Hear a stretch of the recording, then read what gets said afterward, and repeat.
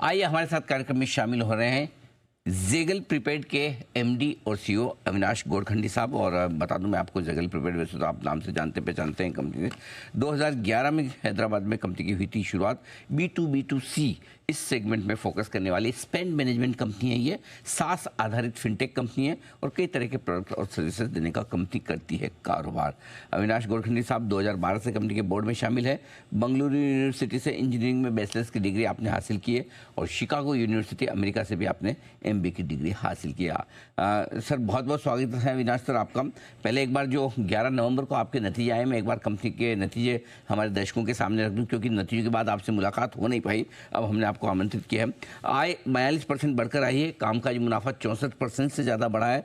Margin जो 9.9% से 10.25% की तरफ बढ़ते हुए दिख रहे हैं, मजबूत दिखे हैं और 73% के आसपास की ग्रोथ मुनाफे में आती दिखी। यानी कि हर एक पैमाने पर नंबर्स बढ़िया रहे। एक बार फिर से कंपनी ने बहुत तगड़ी परफॉर्मेंस दिखाई है।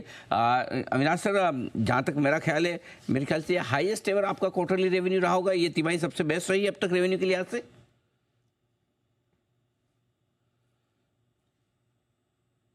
सर शायद आप म्यूट हैं, कृपया अनम्यूट करें सर।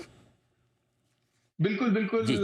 सांगी साहब, सबसे अच्छा क्वार्टर रहा है और बहुत बहुत धन्यवाद आपका शो में आमंत्रित करने का। Thank you. काफी दिनों बाद मुलाकात हुई जी जी। आपसे, तो अच्छा लग रहा है। Thank you sir. और सबसे बेस्ट परफॉर्मेंस है हमारी प्रॉफिट, इबिटा और रेवेन्यू, तीनों पैमाने पे।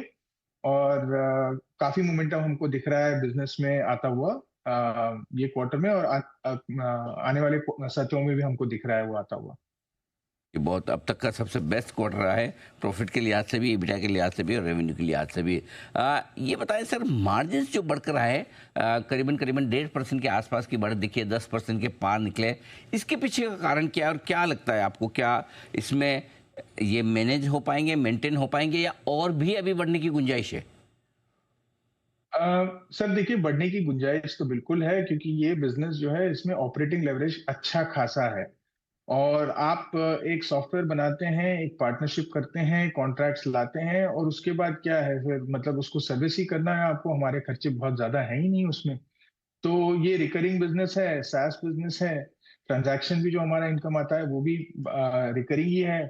तो हमारे आने वाले सालों में जो खर्चे हैं वो कम कम होते जाएंगे, या मतलब रेवेन्यू के पैमाने पे कम कम होते जाएंगे, और मार्जिन बढ़ती जाएगी। ये तो हमको साफ तौर पे दिख रहा है। तो ये आपके लिए बढ़िया कि ऑपरेशनल लीवरेज आपको मिलेगी जैसे जैसे साइज बढ़ेगी, क्योंकि कुछ बेसिक खर्चे वो है जो सेम ही रहने वाले, उसमें बढ़ने वाले हैं नहीं। किस तरह के नए प्रोडक्ट्स आप और लॉन्च करने की तैयारी में, जरा उसके बारे में समझाएं, या फिर अगर आप अपने प्लेटफॉर्म्स अपग्रेड कर रहे हैं तो वो भी बताएं सर। तो एक तो जो हमने GFF के समय पे, ग्लोबल फिनटेक फेस्टिवल के समय पे बताया था कि हमने हमारा रिटेल कार्ड भी लॉन्च करा है EU स्मॉल फाइनेंस बैंक के साथ। अब तो EU बैंक हो गया है वो। और हमारा एक गिफ्ट सिटी का बहुत बड़ा प्रोग्राम है जो हम लॉन्च कर रहे हैं, लॉन्च कर चुके हैं, लाइव हो रहा है वो। तो पूरे गिफ्ट सिटी में जो भी लोग आते हैं, विजिटर्स या एम्प्लॉयज, उनकी शिनाख्त जो है, आइडेंटिफिकेशन हमारे प्लेटफॉर्म से होगी। सबको एक कार्ड दिया जाएगा जो IDB कार्ड बनेगा, और जो है ये लोगों को पेमेंट्स भी, रुपे कार्ड है तो पेमेंट्स भी उस पर कर सकते हैं NSDL पेमेंट्स बैंक के साथ। गिफ्ट सिटी और जाइबल का ये को ब्रांडेड कार्ड है। और जहां तक रिटेल क्रेडिट कार्ड की बात है, वहां पे तो देखिए संघवी साहब, जो अपॉर्चुनिटी है वो बहुत बड़ी है। क्योंकि भारत में जो क्रेडिट कार्ड का पेनिट्रेशन है वो बहुत कम है आज भी। और हमको दिखती है ये अपॉर्चुनिटी, और हमारे पास इतने एम्प्लॉयज हैं, इतने यूजर्स हैं, 35 लाख के ऊपर हमारे यूजर्स हैं। तो उनको हम बड़े आसानी से ये प्रोडक्ट जो है मुहैया करा सकते हैं। कि सर अब तक की सबसे बेस्ट परफॉर्मेंस रही है, चाहे वो तिमाही के लिहाज से देखें, पहले 6 महीने के लिहाज से देखें, तो मैं आपसे लेना चाहता हूँ अगले 6 महीने का आउटलुक इस वित्त वर्ष का। क्या उम्मीद की जाए, क्या पहले 6 महीनों से और बेहतर होगा? यदि हाँ तो एक थोड़ा अंदाजा दें, कितनी बेहतर ग्रोथ, कितनी ग्रोथ हो सकती है अगले 6 महीनों में, रेवेन्यू के लिहाज से, मुनाफे के लिहाज से? तो संजय साहब, हमारा बिजनेस जो है उसमें सीजनैलिटी है। तो पहले 6 महीने में हमारे तकरीबन 40% जो है रेवेन्यू आती है, 35 से 40%।